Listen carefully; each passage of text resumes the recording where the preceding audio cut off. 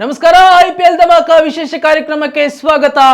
ನಾನು Chidanand Rudrapur Math. Royal Challengers Bengaluru ತಂಡ ಮತ್ತು ಸನ್ರೈಸರ್ಸ್ ಹೈದರಾಬಾದ್ ತಂಡ ಲಕ್ನೋ ಸ್ಟೇಡಿಯಂನಲ್ಲಿ ಮುಖಾಮುಖಿಯಾಗುತ್ತಿವೆ. RCB ತಂಡಕ್ಕೆ ಈ ಒಂದು ಪಂದ್ಯ ಮಹತ್ವ ಅಂತ ಹೇಳ್ಬೋದು. ಯಾಕಂತಂದ್ರೆ ಪಾಯಿಂಟ್ಸ್ ಟೇಬಲ್ ನಲ್ಲಿ ಮೊದಲೆರಡು ಸ್ಥಾನವನ್ನ ಗಳಿಸಬೇಕಂತಂದ್ರೆ RCB ಗೆಲ್ಲಲೇಬೇಕು, ಆ ಮೂಲಕ ಅಂಕಪಟ್ಟಿಯಲ್ಲಿ ಅಗ್ರ ಸ್ಥಾನಕ್ಕೇರಲೇಬೇಕು ಎನ್ನುವಂತ ನಿಟ್ಟಿನಲ್ಲಿ RCB ತಂಡ ಈಗಾಗಲೇ ನಾಕ್ಔಟ್ ಹಂತದಿಂದ ಹೊರಬಿದ್ದಿರುವಂತಹ ಎಲಿಮಿನೇಟ್ ಆಗಿರುವಂತಹ ಹೈದರಾಬಾದ್ ತಂಡವನ್ನ ಮುಖಾಮುಖಿ ಆಗ್ತಾ ಇದೆ. ಈ ಒಂದು ತಂಡದ ಒಂದು ಲೆಕ್ಕಾಚಾರ ಹೇಗಿದೆ, ಗೆಲುವು ಯಾರಿಗೆ ಒಲಿಯುತ್ತೆ? ಹೈದರಾಬಾದ್ ತಂಡ ಗೆಲುವಿನ ಮೂಲಕ ಟೂರ್ನಿಗೆ ವಿದಾಯ ಹೇಳಿಕೆ ರೆಡಿಯಾಗಿದೆ. ಇತ್ತ RCB ತಂಡವು ಕೂಡ ಗೆದ್ದು ಅಂಕಪಟ್ಟಿಯಲ್ಲಿ ಮೇಲೇರಲು ಕಾತುರದಿಂದ ಕಾಯ್ತಾ ಇದೆ. ಸಾಕಷ್ಟು ಬದಲಾವಣೆ ಕೂಡ ಬಹಳಷ್ಟು ಆಗಿರುವಂತದ್ದು RCB ತಂಡದಲ್ಲಿ. ಇದೆಲ್ಲದರ ಬಗ್ಗೆ ಮಾತನಾಡಲಿಕ್ಕೆ RCB ಪ್ಲೇ ಆಫ್ಸ್ ಲೆಕ್ಕಾಚಾರ ಆಗಿರ್ಬೋದು ಮತ್ತು RCB SRH ಪಂದ್ಯದ ಗತಿ ಯಾವ ರೀತಿ ಇರುತ್ತೆ, ಪಂದ್ಯದ ಚಿತ್ರಣ ಯಾವ ರೀತಿ ಇರುತ್ತೆ, ಇದೆಲ್ಲದರ ಬಗ್ಗೆ ಮಾತನಾಡಲಿಕ್ಕೆ ಇವತ್ತು ನಮ್ಮ ಜೊತೆಗಿದ್ದಾರೆ ನಮ್ಮ ಸ್ಪೋರ್ಟ್ಸ್ ರಿಪೋರ್ಟರ್ ರಮೇಶ್ ಕೋಟೆ ಅವರು. ವೇಟ್ ಮಾಡೋದು ಬೇಡ, ಅವ್ರನ್ನ ಮಾತಾಡಿಸಿ ಆ ಒಂದು ಪಂದ್ಯದ ಬಗ್ಗೆ ತಿಳ್ಕೊಂಡು ಬರೋಣ. ರಮೇಶ್ ಅವರ ಕಾರ್ಯಕ್ರಮಕ್ಕೆ ಸ್ವಾಗತ. Thank you. ಹೇಗಿದ್ದೀರಾ? ಚೆನ್ನಾಗಿದ್ದೀವಿ. ತುಂಬಾ ಲಾಂಗ್ ಬ್ಯಾಕ್ ಆಯ್ತಲ್ವಾ? ಹೌದು, ತುಂಬಾ ದಿನಗಳಾಯ್ತು, ಗ್ಯಾಪ್ ಆಯ್ತು. ಮತ್ತೆ ನಮ್ಮ ಇಂಡಿಯಾ ಪಾಕಿಸ್ತಾನದ ಒಂದು ಯುದ್ಧದ ಕಾರಣದಿಂದ ಕೂಡ ತುಂಬಾ ವಿಡಿಯೋಗಳು ಸ್ಟಾಪ್ ಆಗಿದ್ದು, ಸೊ ಹಾಗಾಗಿ ಮತ್ತೆ ಜಾಯಿನ್ ಆಗ್ತಾ ಇದ್ದೇವೆ ಈಗ SRH ಮತ್ತು RCB ಪಂದ್ಯದ ಮೂಲಕ. ಹಾಗಾಗಿ RCB SRH ಪಂದ್ಯ ಯಾವ ರೀತಿ ಇರಲಿದೆ, ಏನೆಲ್ಲ ಚೇಂಜಸ್ ಇರಲಿದೆ ಅಂತ ಹೇಳಿ. ಚೇಂಜಸ್ ಅಂತ ಏನಿಲ್ಲ, ಬಟ್ ಈಗ RCB ತಂಡಕ್ಕೆ ತುಂಬಾ ಇಂಪಾರ್ಟೆಂಟ್ ಮ್ಯಾಚ್ ಆಗುತ್ತೆ ಇದು. ಯಾಕಂತಂದ್ರೆ ಆಲ್ರೆಡಿ RCB ತಂಡ ಪ್ಲೇ ಆಫ್ಸ್ಗೆ ಕ್ವಾಲಿಫೈ ಆಗಿದೆ, ಬಟ್ ಟಾಪ್ 2ಗೆ RCB ಕಾನ್ಸಂಟ್ರೇಟ್ ಮಾಡ್ತಾ ಇದೆ ಈಗ. ಸೊ ಹಾಗಾಗಿ ಉಳಿದಿರ್ತಕ್ಕಂಥ ಎರಡೂ ಮ್ಯಾಚ್ಗಳು ಕೂಡ RCB ತಂಡಕ್ಕೆ ತುಂಬಾ ಇಂಪಾರ್ಟೆಂಟ್ ಆಗುತ್ತೆ. ಎರಡೂ ಮ್ಯಾಚ್ಗಳನ್ನು ಗೆಲ್ಲಲಿಕ್ಕೆ RCB ಎದುರು ನೋಡ್ತಾ ಇದೆ. ಬಟ್ ಇನ್ನೊಂದು ಕಡೆ ನಾವು ನೋಡೋದಾದ್ರೆ ಸನ್ರೈಸರ್ಸ್ ಹೈದರಾಬಾದ್ ತಂಡ ಈಗಾಗಲೇ ಪ್ಲೇ ಆಫ್ಸ್ ಇಂದ ಹೊರಗಡೆ ಹೋಗಿದೆ. ಸೊ ಸನ್ರೈಸರ್ಸ್ ಹೈದರಾಬಾದ್ಗೆ ಈ ಮ್ಯಾಚಲ್ಲಿ ಗೆದ್ರು ಅಷ್ಟೇ, ಸೋತ್ರು ಅಷ್ಟೇ, ಏನು ಲಾಭ ಇಲ್ಲ. ಬಟ್ ಅವರು ಒಂದು ಆದಷ್ಟು ಗೆದ್ಕೊಂಡು ಟೂರ್ನಮೆಂಟ್ನ ಒಂದು ಅಭಿಯಾನವನ್ನ ಒಂದು ಗೆಲುವಿನ ಮೂಲಕ ವಿದಾಯ ಮುಗಿಸಲು ಎದುರು ನೋಡ್ತಾ ಇದೆ SRH ತಂಡ. ಬಟ್ RCB ತಂಡ ಈ ಮ್ಯಾಚ್ ತುಂಬಾ ಇಂಪಾರ್ಟೆಂಟ್ ಆಗುತ್ತೆ. ಸೊ ಈ ಒಂದು ಪ್ಲೇಯಿಂಗ್ ಅದ್ರೂ ಬೇರೆನೆ ಲಾಸ್ಟ್ ಮ್ಯಾಚ್ KKR ವಿರುದ್ಧದ ಪಂದ್ಯ ಒಂದು ಮಳೆಯಿಂದ ರದ್ದಾಗಿತ್ತು. ಸೊ ಈಗ ಫಸ್ಟ್ ಮ್ಯಾಚ್ ಅಂತ ಹೇಳ್ಬೋದು ನಾವು, ಈಗ IPL ಸ್ಟಾರ್ಟ್ ಪುನರಾರಂಭ ಆದ್ಮೇಲೆ RCBಗೆ. ಸೊ ಈಗ ಅವರು ಯಾವ ರೀತಿ ಅದೇ ಒಂದು ಫಾರ್ಮ್ನ ಇಲ್ಲಿ ಕಂಟಿನ್ಯೂ ಮಾಡ್ತಾರಾ ಅಥವಾ ಯಾವ ರೀತಿ ಇವ್ರು ಆಡ್ತಾರೆ ಅನ್ನೋದು ತುಂಬಾ ಕ್ಯೂರಿಯಾಸಿಟಿ ಇದೆ. ಬಟ್ ಅದರಲ್ಲೂ ಕೂಡ ಮ್ಯಾಚ್ ಇರೋದು ಈ ಸಲ ಲಕ್ನೋದಲ್ಲಿರೋದು ಮ್ಯಾಚು. ಸೊ ಲಕ್ನೋದಲ್ಲಿ RCB ತಂಡ ಯಾವ ರೀತಿ ಆಡುತ್ತೆ, ಅಲ್ಲಿನ ಒಂದು ಕಂಡೀಷನ್ಸ್ ಅನ್ನೋದು ಕೂಡ ತುಂಬಾ ಇಂಪಾರ್ಟೆಂಟ್ ಆಗುತ್ತೆ. ಆದರೆ ಇಲ್ಲಿ ಒಂದು ಏನಂತಂದ್ರೆ ಸನ್ರೈಸ್ ಹೈದರಾಬಾದ್ ಲಾಸ್ಟ್ ಮ್ಯಾಚ್ ಅಲ್ಲಿ ಗೆದ್ಕೊಂಡಿದ್ದಾರೆ ಲಕ್ನೋ ಸೂಪರ್ ಜೈಂಟ್ಸ್ ವಿರುದ್ಧ ಅದೇ ಗ್ರೌಂಡ್ ಅಲ್ಲಿ. ಸೊ ಒಂದು ಆಡಿರತಕ್ಕಂಥ ಒಂದು ಎಕ್ಸ್ಪೀರಿಯನ್ಸ್ ಇದೆ ಈಗ SRHಗೆ ಈಗ ರೀಸೆಂಟ್ ಆಗಿ. ಆದ್ರೆ RCB ತಂಡ ಈಗ ಹೊಸದಾಗಿ ಹೋಗಿ ಅಲ್ಲಿ ಆಡ್ತಾ ಇದೆ. ಸೊ ಯಾವ ರೀತಿ ಅಲ್ಲಿ ರಿಯಾಕ್ಟ್ ಮಾಡ್ತಾರೆ ಅನ್ನೋದು ಕೂಡ ತುಂಬಾ ಇಂಪಾರ್ಟೆಂಟ್ ಆಗುತ್ತೆ. ಸೊ ನಾವಿಲ್ಲಿ ನೋಡೋದಾದ್ರೆ RCB ತಂಡ ತುಂಬಾ ಚೆನ್ನಾಗಿದೆ, ಒಳ್ಳೆ ಪರ್ಫಾರ್ಮೆನ್ಸ್ ಮಾಡಿದ್ದಾರೆ RCB ತಂಡ ಈ ಸೀಸನ್ ಅಲ್ಲಿ. ಈ ಕಾರಣದಿಂದಲೇ RCB ತಂಡ ಟಾಪ್ 2ನಲ್ಲಿದೆ ಈಗ. ಸೊ ಆದರೆ SRH ತಂಡ ಅಷ್ಟೊಂದೇನು ಈ ಸೀಸನಲ್ಲಿ ಅಷ್ಟೊಂದು ಪರ್ಫಾರ್ಮ್ ಮಾಡಲಿಲ್ಲ. ಲಾಸ್ಟ್ ಸೀಸನಲ್ಲಿ ಅವರು ರನ್ನರ್ ಅಪ್ ಆಗಿದ್ರು, ಬಟ್ ಅದೇ ಒಂದು ಫಾರ್ಮನ್ನು ಈ ಸೀಸನಲ್ಲಿ ಕಂಟಿನ್ಯೂ ಮಾಡಲಿಕ್ಕೆ ಆಗಲಿಲ್ಲ. ಬಟ್ RCBಗೆ ಒಂದು ಈ ಮ್ಯಾಚಲ್ಲಿ ಗೆಲ್ಲುವ ಒಂದು ಅವಕಾಶ ಇದೆ ಅಂತ ನಾವು ಹೇಳ್ಬೋದು. ಎಸ್ ರಮೇಶ್ ಅವರು, ಈಗಾಗಲೇ ನಾವು ತುಂಬ ಲಾಟ್ ಆಫ್ ಮ್ಯಾಚಸ್ಗಳಲ್ಲಿ ಈಗ ತುಂಬ ಚೇಂಜಸ್ ಆಗಿರುವಂಥದ್ದು RCB ಟೀಮಲ್ಲೂ ಕೂಡ. ಯಾಕಂತಂದರೆ ಲುಂಗಿಯನ್ ಗಿಡಿ ಅವರು ಹೋಗ್ತಾರೆ ಅಂತೇಳಿ, ಮತ್ತು ಜಿಂಬಾಬ್ವೆಯ ಪ್ಲೇಯರ್ ಮುಜಿರ್ ಬಾನಿ ಅವರು ಕೂಡ ಇನ್ ಆಗಿರುವಂಥದ್ದು RCB ಟೀಮ್ಗೆ, ಮತ್ತು ಮಯಾಂಕ್ ಅಗರ್ವಾಲ್ ಅವರು ಕೂಡ ಬಂದಿರುವಂಥದ್ದು. ಒಂದು ತುಂಬ ಚೇಂಜಸ್ ಆಗ್ಬೋದಾ SRHದು, ಅಥವಾ ಸಾಲ್ಟ್ ಬರ್ತಾರಾ, ಬೆತ್ತಲ್ ಬರ್ತಾರಾ ಎನ್ನುವಂಥ ಕನ್ಫ್ಯೂಷನ್ ಇದ್ದೇ ಇದೆ. ಮತ್ತು ಬೌಲಿಂಗ್ ಲೈನಪ್ ಹೇಗಿರ್ಬೋದು, ಬ್ಯಾಟಿಂಗ್ ಯಾವ ರೀತಿ ಇರಲಿದೆ, ಏನು ಚೇಂಜಸ್ ಮಾಡ್ಬೋದು RCB? ಚೇಂಜಸ್ ಅಂದರೆ ಈಗ ಈ ಮ್ಯಾಚ್ಗೆಲ್ಲ ಪ್ಲೇಯರ್ಸ್ ಲಭ್ಯ ಇದ್ದಾರೆ. ಈಗ ಯಾರು ಇಂಟರ್ನ್ಯಾಷನಲ್ ಆಡ್ಲಿಕ್ಕೆ ಹೋಗ್ತಾರೋ ಕೆಲವೊಂದು ಪ್ಲೇಯರ್ಸ್ ಎಲ್ಲಾನು ಈ ಮ್ಯಾಚ್ಗೆ ಇದ್ದಾರೆ, ಎಲ್ಲಾನು ಅವೈಲೇಬಲ್ ಇದ್ದಾರೆ ಈಗ. ಸೊ ಇವನ್ ಕೂಡ ಜಾಶ್ ಹ್ಯಾಸಲ್ವುಡ್ ಕೂಡ ಟೀಮಲ್ಲಿ ಇದ್ದಾರೆ, ಆಲ್ರೆಡಿ ಬಂದಿದ್ದಾರೆ ಅವರು. ಬಟ್ ಅವರು ನಾಳಿನ ಮ್ಯಾಚ್ಗೆ ಅವರು ಫಿಟ್ ಆಗ್ತಾರಾ ಇಲ್ಲ ಅನ್ನೋದು ಇನ್ನೂ ಕನ್ಫರ್ಮ್ ಇಲ್ಲ. ಸೊ ಅದು ನಾಳೆ ಟಾಸ್ ವೇಳೆ ಗೊತ್ತಾಗುತ್ತೆ ಜಾಶ್ ಹ್ಯಾಸಲ್ವುಡ್ ಅವ್ರು ಆಡ್ತಾರಾ ಇಲ್ವಾ ಅಂತ. ಒಂದು ವೇಳೆ ಅವರೇನಾದ್ರೂ ಆಡ್ಲಿಲ್ಲ ಅಂತಂದ್ರೆ ಲುಂಗಿ ಎನ್ಗಿಡಿ ಅವರು ಕಂಟಿನ್ಯೂ ಮಾಡೋ ಸಾಧ್ಯತೆ ಇದೆ. ಯಾಕಂತಂದ್ರೆ ಈ ಸೀಸನ್ ಅಲ್ಲಿ ಆಡಿರ್ತಕ್ಕಂಥ ಮ್ಯಾಚ್ಗಳಲ್ಲಿ ಲುಂಗಿ ಎನ್ಗಿಡಿ ಕೂಡ ಒಂದು ಗಮನಾರ್ಹ ಬೌಲಿಂಗ್ ಪ್ರದರ್ಶನ ತೋರಿದ್ದಾರೆ. ಸೊ ಆ ಕಾರಣದಿಂದಾಗಿ ಲುಂಗಿ ಎನ್ಗಿಡಿ ಅವರು ಇನ್ನೂ ಒಂದು ಮ್ಯಾಚ್ ಆಡೋ ಒಂದು ಸಾಧ್ಯತೆ ಇದೆ. ಬಟ್ ಇನ್ನೊಂದು ಏನಂತಂದ್ರೆ ಜಾಕೋಬ್ ಬೆತೆಲ್ ಅವರು ಕೂಡ ನಾಳಿನ ಮ್ಯಾಚಲ್ಲಿ ನನ್ಗನ್ಸ್ದಂಗೆ ಆಡೋದು ಡೌಟ್ ಅನಿಸ್ತಾ ಇದೆ. ಯಾಕಂತಂದ್ರೆ ಫಿಲ್ ಸಾಲ್ಟ್ ಅವರ ನೆಕ್ಸ್ಟ್ ಮ್ಯಾಚಲ್ಲಿ ಆಡಿಸೋದು ಸಾಧ್ಯತೆ ಇದೆ. ಫಿಲ್ ಸಾಲ್ಟ್ ಅವರು ನಿಮಗೂ ಗೊತ್ತಿರ್ಬೋದು, ಒಂದು ಸ್ಫೋಟಕ ಆರಂಭಿಕ ಬ್ಯಾಟ್ಸ್ಮನ್ ಅವರು. ಸೊ ಅವರು ಈ ಸೀಸನ್ ಫುಲ್ ಕಂಪ್ಲೀಟ್ ಮಾಡ್ತಾರೆ ಫಿಲ್ ಸಾಲ್ಟ್ ಅವರು. ಈ ಕಾರಣದಿಂದಾಗಿ ಅವ್ರನ್ನೇ ಕಂಟಿನ್ಯೂ ಮಾಡುವ ಸಾಧ್ಯತೆ ಇದೆ. ಜಾಕೋಬ್ ಬೆತೆಲ್ ಅವರು ಇನ್ನು ನೆಕ್ಸ್ಟ್ ಮ್ಯಾಚ್ಗೆ ಮಾತ್ರ ಅವರ ಅವೈಲಬಿಲಿಟಿ ಇದೆ ಅಷ್ಟೇ. ಅವರು ನೆಕ್ಸ್ಟ್ ಅವ್ರಿಗೆ ಇಂಗ್ಲೆಂಡ್ ಸೀರೀಸ್ ಇದೆ, ವೆಸ್ಟ್ ಇಂಡೀಸ್ ಮತ್ತು ಇಂಗ್ಲೆಂಡ್ ನಡುವಣ ಏಕದಿನ ಸರಣಿ ಇದೆ. ಈ ಕಾರಣದಿಂದಾಗಿ ಅವರು ತಂಡ ಬಿಟ್ಟು ಹೋಗ್ತಾ ಇದ್ದಾರೆ, ಅವರು ಪ್ಲೇ ಆಫ್ಸ್ಗೆ ಸಿಗಲ್ಲ. ಹಾಗಾಗಿ ಫಿಲ್ ಸಾಲ್ಟ್ ಅವರ ನೆಕ್ಸ್ಟ್ ಮ್ಯಾಚಲ್ಲಿ ಆಡ್ತಾ ಇದ್ದಾರೆ. ಮತ್ತು ಇನ್ನೊಂದೇನೆಂದರೆ ಡೆವಲಪ್ಮೆಂಟ್ಸ್ ಈಗ ನೋಡಿದ್ದು, ಈಗ ಜಾಕೋಬ್ ಬೆತೆಲ್ ಅವರ ಸ್ಥಾನಕ್ಕೆ ಈಗ ಟಿಮ್ ಸೀಫರ್ಟ್ ಅವರು ಬಂದಿದ್ದಾರೆ. ಕಿವೀಸ್ ವಿಕೆಟ್ ಕೀಪರ್ ಬ್ಯಾಟ್ಸ್ಮನ್ ಅವರು. ಸೊ ಅವರು ಇವತ್ತು RCB ತಗೊಂಡಿದ್ದಾರೆ. ಅವರು ಟೆಂಪ್ರವರಿ ಆಗಿ ತಗೊಂಡಿದ್ದಾರೆ ಅವ್ರನ್ನ ಈ ಸೀಸನ್ ಇನ್ನು ಉಳಿದಿರ್ತಕ್ಕಂಥ ಪಂದ್ಯಗಳಿಗೆ.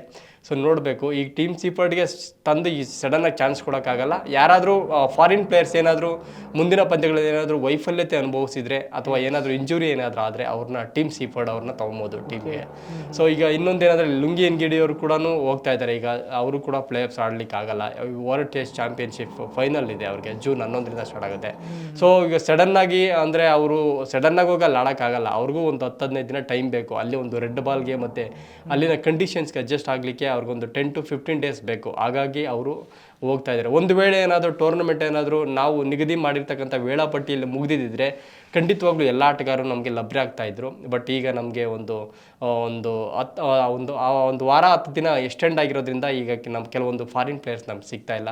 ಇದು ಖಂಡಿತವಾಗ್ಲೂ RCB ತಂಡಕ್ಕೆ ಒಂದು ನಷ್ಟ ಅಂತಲೇ ನಾವು ಇಲ್ಲಿ ಹೇಳ್ಬೋದು. ಯಾಕಂತಂದರೆ ಜಾಶ್ ಹ್ಯಾಸಲ್ವುಡ್ ನೋಡ್ಬೋದು ಈ ಟೂರ್ನಿಯಲ್ಲಿ ತುಂಬ ಚೆನ್ನಾಗಿ ಬೌಲ್ ಮಾಡ್ತಾಯಿದ್ರು. ಮಿಡ್ಲ್ ಓವರ್ಸಲ್ಲಿ ಸಖತ್ತಾಗಿ ಆಗ್ತಾಯಿದ್ರು. ಜೊತೆಗೆ ಡೆತ್ ಓವರ್ಗಳಲ್ಲೂ ಕೂಡ RCBಗೆ ತುಂಬ ನೆರವು ನೀಡ್ತಾಯಿದ್ರು. ಅಂಥ ಒಂದು ಪ್ಲೇಯರ್ ನಾವು ಕಳ್ಕೊಳ್ಳೋದು ಖಂಡಿತವಾಗ್ಲೂ RCBಗೆ ನಷ್ಟ ಅಂತ ಹೇಳ್ಬೋದು. ಮತ್ತು ಲುಂಗಿ ಎನ್ಗಿಡಿನೂ ಕೂಡ ಅಷ್ಟೇ ಜಾಶ್ ಹ್ಯಾಸಲ್ವುಡ್ ಅನುಪಸ್ಥಿತಿಯಲ್ಲಿ ಕೆಲವೊಂದು ಪಂದ್ಯಗಳನ್ನು ಆಡಿ ತುಂಬ ಚೆನ್ನಾಗಿ ಬೌಲ್ ಮಾಡಿದರು. ಅವ್ರನ್ನೂ ಕೂಡ ನಾವು ಕಳ್ಕೊಳ್ತಾ ಇದ್ದೀವಿ. ಬಟ್ ಇದು RCBಗೆ ನಷ್ಟ ಅಂತ ನಾವು ಹೇಳ್ಬೋದು. ಈಗ ನಾವು ಹೊಸ ಫಾರಿನ್ ಫಾಸ್ಟ್ ಬೌಲರ್ಗೆ ನಾವು ಅವಕಾಶ ಕೊಡಬೇಕಾಗುತ್ತೆ. ಇನ್ನು ಉಳಿದಿರ್ತಕ್ಕಂಥ ಯಾರು ಬೌಲರ್ಗಳು ಚೆನ್ನಾಗಿ ಮಾಡ್ತಾರೆ ಅನ್ನೋದನ್ನ ನಾವು ನೋಡಬೇಕು. ಬಟ್ ಅವ್ರು ಸಡನ್ನಾಗಿ ಕೊಟ್ಟು ಒಂದು ಇಂಪಾರ್ಟೆಂಟ್ ಮ್ಯಾಚ್ RCBಗೆ ನೆಕ್ಸ್ಟ್ ಪ್ಲೇ ಆಫ್ಸ್ ಮ್ಯಾಚ್ಗಳಿರುತ್ತೆ ಇಂಪಾರ್ಟೆಂಟ್ ಮ್ಯಾಚಸ್ಸಲ್ಲಿ. ಅದು ಸಡನ್ನಾಗಿ ನಾವು ಪ್ಲೇ ಆಫ್ಸ್ ಮ್ಯಾಚಲ್ಲಿ ತೊಗೊಂಬಂದು ಆಡಿದಾಗ ಅವ್ರು ಯಾವ ರೀತಿ ಆಡ್ತಾರೆ ಅನ್ನೋದು ಕೂಡ ನೋಡಬೇಕು, ಒಂದು ಕ್ಯೂರಿಯಾಸಿಟಿ ಇದೆ. ಬಟ್ ಅವರು ಒಂದು ಲೀಗ್ ಹಂತದಲ್ಲಿ ಅವರು ಒಂದು 2-3 ಮ್ಯಾಚ್ ಆಡಿದರೆ ಖಂಡಿತವಾಗ್ಲೂ ಪ್ಲೇ ಆಫ್ಸ್ಗೆ ಒಂದು ನೆರವು ಸಿಗ್ತಾ ಇತ್ತು. ಈಗ ಡೈರೆಕ್ಟಾಗಿ ತಂದು ಒಬ್ಬ ಸ್ಟಾರ್ ಪ್ಲೇಯರ್ಸ್ ಅನುಪಸ್ಥಿತಿಯಲ್ಲಿ ಅವ್ರು ಆಡಿಸಿದಾಗ ಅವ್ರು ಯಾವ ರೀತಿ ರಿಯಾಕ್ಟ್ ಮಾಡ್ತಾರೆ ಅನ್ನೋದು ಕೂಡ ಒಂದು ಕ್ಯೂರಿಯಾಸಿಟಿ ಇದೆ. ನೋಡಬೇಕು. ಫಿಲ್ ಸಾಲ್ಟ್ ಅವರು ನಮಗೆ ಟೂರ್ನಮೆಂಟ್ ಇನ್ನು ಉಳಿದಿರ್ತಕ್ಕಂಥ ಎಲ್ಲ ಪಂದ್ಯಗಳನ್ನು ಅವ್ರು ಆಡ್ತಾರೆ, ಕನ್ಫರ್ಮ್ ಮಾಡಿದ್ದಾರೆ ಅವ್ರು ಆಲ್ರೆಡಿ. ಜಾಕೋಬ್ ಬೆಥೆಲ್ ಅವರು ODI ಟೀಮಲ್ಲಿ ಇರೋ ಕಾರಣ ಅವ್ರು ಹೋಗ್ತಾ ಇದ್ದಾರೆ. ಮತ್ತು ರೊಮಾರಿಯಾ ಶೆಫರ್ಡ್ ಕೂಡ ಅವರು ಡೌಟ್ ಇದೆ ಪ್ಲೇ ಆಫ್ಸ್ ಆಡೋದು. ಸೊ ಅವರು ವೆಸ್ಟ್ ಇಂಡೀಸ್ ಅವರು ವೆಸ್ಟ್ ಇಂಡೀಸು ಮತ್ತು ಇಂಗ್ಲೆಂಡ್ ODI ಸೀರೀಸ್ ಅದು. ಸೊ ಹಾಗಾಗಿ ಅವರು ಅನುಮಾನ ಇದೆ. ಜೊತೆಗೆ ಆದರೆ ಅವ್ರು ಹೋದ್ರೆ ಲಿಯಾಮ್ ಲಿವಿಂಗ್ಸ್ಟನ್ ಅವರು ಕಂಪ್ಲೀಟ್ ಮಾಡ್ತಾರೆ ಟೂರ್ನಮೆಂಟ್ನ, ಅವ್ರು ಆಡ್ತಾರೆ ಶೆಫರ್ಡ್ ಹೋದ್ರೆ. ಯಾಕಂದ್ರೆ ಅವ್ರು ಯಾವುದೂ ಚಾನ್ಸ್ ಇಲ್ಲ. ಅವರು ಇಂಗ್ಲೆಂಡ್ ODI ಸೀರೀಸ್ ಅಲ್ಲಿ ಕೂಡ ಇಲ್ಲ, ನೆಕ್ಸ್ಟ್ ಆ ಕಡೆ T20 ಅಲ್ಲೂ ಕೂಡ ಅವರು ಆಯ್ಕೆ ಆಗಿಲ್ಲ ಲಿಯಾಮ್ ಲಿವಿಂಗ್ಸ್ಟನ್ ಅವರು. ಕೊನೆಯವರಿಗೆ ಇರ್ತಾರೆ. ಬಟ್ ಒಂದು ಕ್ವಶನ್ ಏನಂತಂದ್ರೆ ಅವ್ರ ಫಾರ್ಮ್ ಅಲ್ಲಿ ಇಲ್ಲದೆ ಇರುವಂತದ್ದು ದೊಡ್ಡ ಟೆನ್ಷನ್ RCB ಅಂತ ಹೇಳ್ಬೋದು. ಹೌದು. ಬಟ್ ಅದೇ ಅವ್ರ ಪ್ಲೇಸ್ ಅಲ್ಲಿ ರೊಮಾರಿಯಾ ಶೆಫರ್ಡ್ ಇದ್ರೆ ಅವರು ತುಂಬಾ ಹೆಲ್ಪ್ ಆಗ್ತಾ ಇತ್ತು ಟೀಮ್ಗೆ. ಬೌಲಿಂಗ್ ಅಲ್ಲೂ ಕೂಡ ಹೆಲ್ಪ್ ಮಾಡ್ತಾ ಇದ್ರು. ಜೊತೆಗೆ ಬ್ಯಾಟಿಂಗ್ ಅಲ್ಲಿ ನೀವು ನೋಡಿದ್ರಲ್ಲ last moment Chennai Super Kings ವಿರುದ್ಧ ಎಂತ ಆಟ ಆಡಿದ್ರು ಅಂತ. 10 ಬಾಲ್ಗೆ 20-30 ರನ್ ಬೇಕಾದ್ರೂ ಒಳ್ಳೆ ಒಂದು ಕೆಪಾಸಿಟಿ ಅವ್ರಿಗೆ ಇತ್ತು. ಸೊ ಆ ಥರ ಪ್ಲೇಯರ್ಸ್ ನಾವು ಕಳ್ಕೊಂಡ್ರೆ ಖಂಡಿತವಾಗ್ಲೂ RCBಗೆ ಒಂದು ಕ್ರೂಷಿಯಲ್ ಮ್ಯಾಚಸ್ಗೆ ಒಂದು ನಷ್ಟ ಅಂತ ನಾವು ಹೇಳ್ಬೋದು. ಎಸ್ಪೆಷಲಿ ನಾವು ರಮೇಶ್ ಅವರು ಮಾತಾಡಲೇಬೇಕು ನಮ್ಮ ಜಿಂಬಾಬ್ವೆಯ ಪ್ಲೇಯರ್ ಮುಜರ್ ಬಾನಿ ಬಗ್ಗೆ ಮತ್ತು ಮಯಾಂಕ್ ಅಗರ್ವಾಲ್ ಬಗ್ಗೆ. ಯಾಕಂತಂದ್ರೆ ಸಾಲ್ಟು, ಬೆಥಲ್ಲು, ಲಿವಿಂಗ್ಸ್ಟನ್, ಡೇವಿಡ್ ಶೆಫರ್ಡು ಈಗಾಗಲೇ ಸೆಟ್ ಆಗಿಬಿಟ್ಟಿದ್ದಾರೆ RCB ಟೀಮ್ಗೆ. ಬಟ್ ಅಗರ್ವಾಲ್ ಮತ್ತು ಮುಜರ್ ಬಾನಿ ಈಗ ಹೊಸ ಪ್ಲೇಯರ್ ಅಂತ ಹೇಳ್ಬೋದು RCB ತಂಡಕ್ಕೆ. ಇವ್ರು ಎಷ್ಟು ಡಾಮಿನೆಂಟ್ ಪರ್ಫಾರ್ಮೆನ್ಸ್ ತೋರಿಸ್ತಾರ RCBಗೆ ಮತ್ತು ಎಷ್ಟು ಇಂಪ್ಯಾಕ್ಟ್ ಆಗ್ತಾರ ಅಂತ ಹೇಳಿ. ಈಗ ಆಲ್ರೆಡಿ ಮಯಾಂಕ್ ಅಗರ್ವಾಲ್ಗೆ IPL ಟೂರ್ನಮೆಂಟ್ ಅಲ್ಲಿ ಆಡಿರೋ ಸಾಕಷ್ಟು ಎಕ್ಸ್ಪೀರಿಯನ್ಸ್ ಇದೆ. RCB ತಂಡಕ್ಕೂ ಹಿಂದೆ ಆಡಿದ್ದಾರೆ. ಜೊತೆಗೆ ಸನ್ರೈಸರ್ಸ್ ಹೈದರಾಬಾದ್ ಹೋದ ಆವೃತ್ತಿಗಳಲ್ಲಿ ಸನ್ರೈಸರ್ಸ್ ಹೈದರಾಬಾದ್ ಪರ ಆಡಿದ್ರು, ಮತ್ತೆ ಪಂಜಾಬ್ ಕಿಂಗ್ಸ್ ಆಡಿದ್ರು, ಕೆಲವೊಂದು ಟೀಮ್ಸ್ ಅಲ್ಲಿ ಆಡಿದ್ದಾರೆ. ಮಯಾಂಕ್ ಅಗರ್ವಾಲ್ ಒಂದು ಒಳ್ಳೆ ಅದ್ಭುತವಾದಂತಹ ಅನುಭವ ಹೊಂದಿದ್ದಾರೆ. ಬಟ್ ಈಗ ಅವ್ರನ್ನ ದೇವದತ್ ಪಡಿಕ್ಕಲ್ ಅವರ ಸ್ಥಾನಕ್ಕೆ ತಂದಿದ್ದಾರೆ. ಅವ್ರನ್ನ ಮೇ ಬಿ ನಾಳಿನ ಮ್ಯಾಚ್ ಅಲ್ಲಿ ಅವ್ರನ್ನ ಒಂದು ಬ್ಯಾಟಿಂಗ್ ಒಂದು ಯಾವುದು ಅದು ಇಂಪ್ಯಾಕ್ಟ್ ಪ್ಲೇಯರ್ ಆಗಿ ಆಡಿಸ್ಬೋದು. ಬ್ಯಾಟಿಂಗ್ ವಿಭಾಗದಲ್ಲಿ ಏನಾದರೂ ಅವ್ರನ್ನ ಬ್ಯಾಟ್ಸ್ಮನ್ ಇಂಪ್ಯಾಕ್ಟ್ ಪ್ಲೇಯರ್ ಆಗಿ ಬಳಸ್ಕೊಬೋದು ಚಾನ್ಸಸ್ ಇದೆ. ಒಂದು ವೇಳೆ ಅವ್ರಿಗೆ ಅವಕಾಶ ಕೊಟ್ಟರೆ ಅವ್ರು ಯಾವ ರೀತಿ ಆಡ್ತಾರೆ. ಬಟ್ ಅವರು ಪ್ರೆಸೆಂಟ್ ಯಾವ ಥರ ಇದ್ದಾರೆ ಫಾರ್ಮ್, ಅವ್ರು ಹೆಂಗೆ ಬ್ಯಾಟಿಂಗ್ ಬರ್ತಾ ಇದೆ ಅನ್ನೋದು ಯಾರಿಗೂ ಗೊತ್ತಿಲ್ಲ ನಮಗೆ. ಬಟ್ ಅಲ್ಲಿ RCB ಬಿಟ್ಟರೆ ನಮಗೇನು ಇನ್ನೂ ಗೊತ್ತಿಲ್ಲ. ಯಾಕಂತಂದ್ರೆ ಇನ್ನೂ ಅವ್ರು ಒಂದು ಮ್ಯಾಚನ್ನು ಆಡಿಲ್ಲ. ಸೊ ನೋಡ್ಬೋದು ನಾಳೆ ಏನಾದರೂ ಬ್ಯಾಟಿಂಗ್ ಇಂಪ್ಯಾಕ್ಟ್ ಪ್ಲೇಯರ್ ಆಗಿ ಏನಾದರೂ ಅವ್ರಿಗೆ ಅವಕಾಶ ಸಿಕ್ಕಿದ್ರೆ ಖಂಡಿತವಾಗ್ಲೂ ಅವ್ರು 3ನೇ ಕ್ರಮಾಂಕದಲ್ಲಿ ಮಯಾಂಕ್ ಅಗರ್ವಾಲ್ ಅವರು ಆಡ್ಬೋದು. ಒಂದು ವೇಳೆ ಬ್ಯಾಟಿಂಗಲ್ಲಿ ಏನು ಚಾನ್ಸ್ ಸಿಗಲಿಲ್ಲ ಅಂದರೆ ಇವರು ಇಂಪ್ಯಾಕ್ಟ್ ಪ್ಲೇಯರ್ ಆಗಿ ಇವನೊಬ್ಬ ಸ್ಪಿನ್ನರ್ ಸುಯೇಶ್ ಪ್ರಭುದೇಸಾಯಿ ಅವ್ರನ್ನ ಆಡಿಸ್ಬೋದು. ಬಟ್ ಮಯಾಂಕ್ ಅಗರ್ವಾಲ್ ಮೇಲೆ ನಾವು ಟ್ರಸ್ಟ್ ಇಡ್ಬೋದು. ಯಾಕಂತಂದ್ರೆ ಇಂಟರ್ನ್ಯಾಷನಲ್ ಕ್ರಿಕೆಟಲ್ಲಿ ಸಾಕಷ್ಟು ಮ್ಯಾಚ್ಗಳು ಆಡಿದ್ದಾರೆ. ಟೆಸ್ಟ್, ODI, ಎಲ್ಲ ಕಡೆನೂ ಆಡಿದ್ದಾರೆ. ಒಂದು ಅದ್ಭುತವಾದಂಥ ಪ್ಲೇಯರ್ ಅವರು. ಒಂದು ಒಳ್ಳೆ ಸ್ಟ್ರೈಕ್ ರೇಟಲ್ಲಿ ರನ್ ಹೊಡಿತಾರೆ ಅವರು ಮಯಾಂಕ್ ಅಗರ್ವಾಲ್. ಸೊ ಈ ಒಂದು ನಂಬಿಕೆ ಮೇಲೆ ಅವ್ರಿಗೆ ಒಂದು ಅವಕಾಶ ಕೊಡ್ಬೋದು ಸನ್ರೈಸರ್ಸ್ ಹೈದರಾಬಾದ್ ವಿರುದ್ಧದ ಪಂದ್ಯದಲ್ಲಿ. ಮಯಾಂಕ್ ಅಗರ್ವಾಲ್ ನಾವು ಟೋಟಲ್ ಟ್ರಸ್ಟ್ ಮಾಡ್ಬೋದು ಆ ಪ್ಲೇಯರ್ನ ಅವ್ರ ಮೇಲೆ.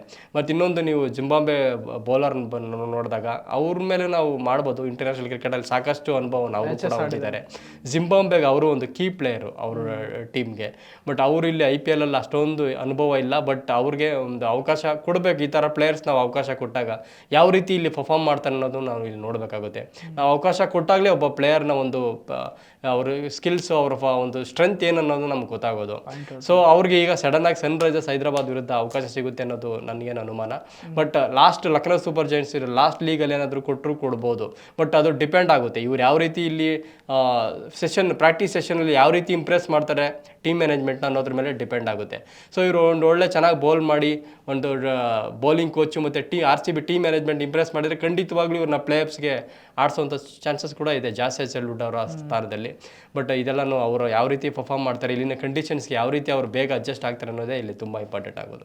ಎಸ್, ಅದೇ ಇವರು ಒಳ್ಳೆ ಚೆನ್ನಾಗಿ ಬೆಳವಣಿಗೆ ಆದರೆ RCB ತಂಡಕ್ಕೆ ತುಂಬ ಹೆಲ್ಪ್ ಆಗುತ್ತೆ ಅನ್ಬೋದು. ಮತ್ತು ಅಗರ್ವಾಲ್ ಅವರು ಕೂಡ ತುಂಬ ಎಕ್ಸ್ಪೀರಿಯನ್ಸ್ ಇರುವಂತಹ ಪ್ಲೇಯರ್.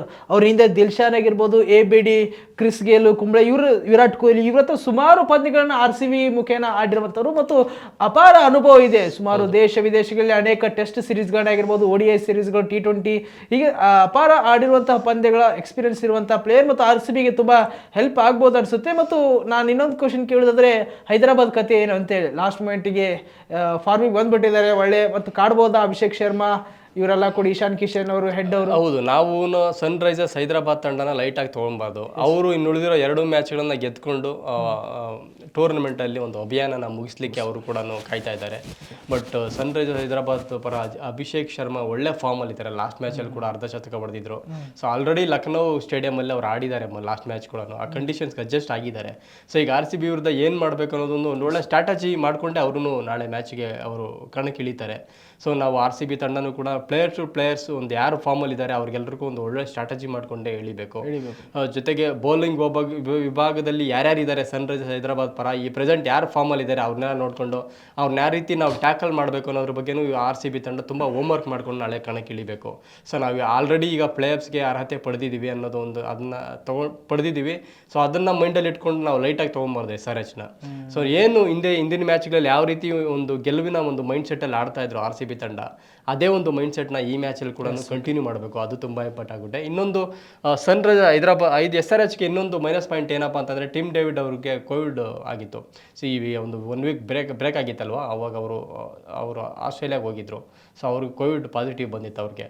ಅವರು ಬಂದಿದ್ದಾರೆ ಆಲ್ರೆಡಿ. ಬಟ್ ಅವರು ಹೌದು ಅವರು ಈಗ ಯಾವ ರೀತಿ ಫಿಟ್ ಆಗಿದ್ದಾರೆ ಇಲ್ಲ ಅಂತ ಕನ್ಫರ್ಮ್ ಇಲ್ಲ ಇನ್ನೂ ಅವರು. ಸೊ ನಾಳೆ ಟಾಸ್ ವೇಳೆ ಗೊತ್ತಾಗುತ್ತೆ ಟಿಮ್ ಡೇವಿಡ್ ಅವ್ರು ಆಡ್ತಾರಾ ಇಲ್ಲ ಅಂತ. ಒಂದು ವೇಳೆ ಟಿಮ್ ಡೇವಿಡ್ ಅವ್ರು ಆಡಿದ್ರೆ ಖಂಡಿತವಾಗ್ಲೂ RCBಗೆ ಸ್ವಲ್ಪ ಕಷ್ಟ ಆಗುತ್ತೆ. ಯಾಕಂದರೆ ಅವರು ಏನು ಬೇಕಾದ್ರೂ ಮಾಡ್ಬೋದು. 10-15 ಓವರ್ ಆಡಿದರೆ ಮ್ಯಾಚ್ ಸ್ಕೋರ್ ಎಲ್ಲೋ ಹೋಗ್ಬಿಡುತ್ತೆ. ಸೊ ನೋಡಬೇಕು ಟಿಮ್ ಡೇವಿಡ್ ಅವರು ಫಿಟ್ ಇದ್ದಾರಾ ಇಲ್ಲ ಅಂತ. ಸೊ ಅವರಿಲ್ಲ ಅಂದರೆ ಬೇರೆ ಯಾರು ಡೊಮೆಸ್ಟಿಕ್ ಪ್ಲೇಯರ್ ಯಾರಾದರೂ ಇನ್ನಿಂಗ್ಸ್ ಆರಂಭಿಸುವ ಒಂದು ಸಾಧ್ಯತೆ ಇದೆ. ಒಟ್ಟಿನಲ್ಲಿ ನೋಡೋಣ ಸನ್ರೈಸರ್ಸ್ ಹೈದರಾಬಾದ್ ತಂಡನ RCB ತಂಡ ಯಾವ ರೀತಿ ಕಟ್ಟಿ ಹಾಕುತ್ತೆ ನಾಳೆ ಅಂತ. ಯಸ್, ಥ್ಯಾಂಕ್ ಯು ರಮೇಶ್ ಅವರೇ. ನೋಡುವ ನೆಕ್ಸ್ಟ್ ಮ್ಯಾಚ್ ಮುಗಿದ ನಂತರ ಮತ್ತೊಮ್ಮೆ ಭೇಟಿ ಆಗ್ತೇನೆ, ಆ ಒಂದು ಮ್ಯಾಚ್ ಬಗ್ಗೆ ಮಾತಾಡೋಣ. ಥ್ಯಾಂಕ್ ಯು ಸೊ ಮಚ್ ವೀಕ್ಷಕರೇ. ಇದಾಗಿತ್ತು ಇವತ್ತಿನ IPL ಧಮಾಕಾದ ವಿಶೇಷ ಸ್ಟೋರಿ. SRH ಮತ್ತು RCB ಪಂದ್ಯದ ನಡುವೆ ಈಗಾಗಲೇ ಆರಂಭಗೊಳ್ಳಿಕ್ಕೆ ಕ್ಷಣಗಣನೆ ಆರಂಭವಾಗಿದೆ ಅಂತ ಹೇಳ್ಬೋದು. ಒಂದು ಹೈ ವೋಲ್ಟೇಜ್ ಪಂದ್ಯ ಅಂದ್ರೆ ಕೂಡ ತಪ್ಪಾಗ್ಲಿಕ್ಕಿಲ್ಲ. ಯಾಕಂತಂದ್ರೆ RCBಗೆ ಇದೊಂದು ಮಹತ್ವದ ಪಂದ್ಯ. ಪ್ಲೇ ಆಫ್ ದೃಷ್ಟಿಯಿಂದ, ಅಂಕಪಟ್ಟಿಯಲ್ಲಿ ಮೊದಲೆರಡು ಸ್ಥಾನದಲ್ಲಿ ಕೂರುವಂತಹ ದೃಷ್ಟಿಯಿಂದ RCBಗೆ ತುಂಬಾ ಇಂಪಾರ್ಟೆಂಟ್ ಆಗಿರುವಂತದ್ದು. ಇಂಡೋ-ಪಾಕ್ ಉದ್ವಿಗ್ನತೆಯ ನಂತರ RCBಗೆ ಈ ಒಂದು ಪಂದ್ಯ ಮೊದಲ ಪಂದ್ಯ ಅಂತ ಹೇಳ್ಬೋದು. ಈ ಪಂದ್ಯ ಹೇಗಿರಲಿದೆ, ಯಾವ ಬೊಂಬಾಟಿಂದ ಕೂಡಿರುತ್ತೆ ಎನ್ನುವಂಥದ್ರ ಬಗ್ಗೆ ನೆಕ್ಸ್ಟ್ ಮ್ಯಾಚ್ ಮುಗಿದ ನಂತರ ನಾವು ಬರ್ತೇನೆ. ಅಲ್ಲಿಯವರೆಗೂ ನೀವು ನೋಡ್ತಾ ಇರಿ ವಿಶ್ವವಾಣಿಯ IPL ಧಮಾಕ ವಿಶೇಷ ಕಾರ್ಯಕ್ರಮವನ್ನ. ನಮಸ್ಕಾರ.